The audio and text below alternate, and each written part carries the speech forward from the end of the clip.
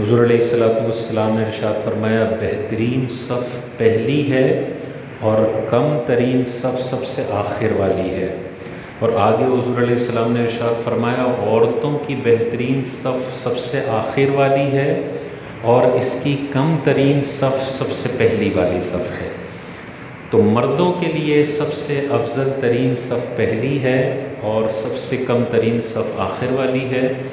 اور عورتوں کے ستر کا شریعت نے اتنا زیادہ خیال رکھا ہے کہ ان پر تو جماعتی فرض نہیں ہے، گھر پہ پڑھیں گی، لیکن اگر کبھی مسجد میں آتی ہیں تو ان کے لیے سب سے آخر والی صف جو مردوں سے سب سے زیادہ دور ہو وہ حضور علیہ السلام نے محبوب رکھی ہے۔ اسی طرح دیکھیں حضور علیہ السلام نے ارشاد فرمایا کہ اگر لوگ جان لیں کہ اذان دینے میں اور پہلی صف میں اللہ تعالیٰ نے کتنے خزانے رکھے ہیں تو لوگ قرآن دازی ڈالیں اور پھر پہلی صف میں شرکت کریں۔ ایک ساتھ بہت سارے لوگ آ جائیں کہ صف میں جگہ ہی نہیں ہے تو پھر سب قرآن دازی ڈالیں اور جس جس کا نام نکلے گا وہی پہلی صف میں کھڑا ہوگا۔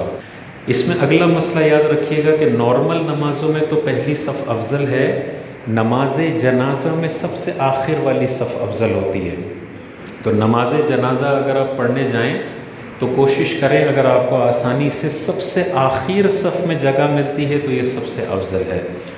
علماء نے ارشاد فرمایا کہ سب سے آخر صف اس لیے افضل ہے کہ جو بھی نماز جنازہ میں شریک ہوتا ہے وہ مردے کے لیے دعائے بخشش اور مغفرت کرنے والا ہوتا ہے۔ تو جو عاجزی کا اظہار کر کے انکساری کا اظہار کر کے سب سے آخر میں کھڑا ہوتا ہے اس کی دعائے مغفرت کے قبول ہونے کے امکانات زیادہ ہیں۔ اسی طرح نماز جنازہ میں جتنی صفیں زیادہ ہوں اتنا افضل ہوتا ہے۔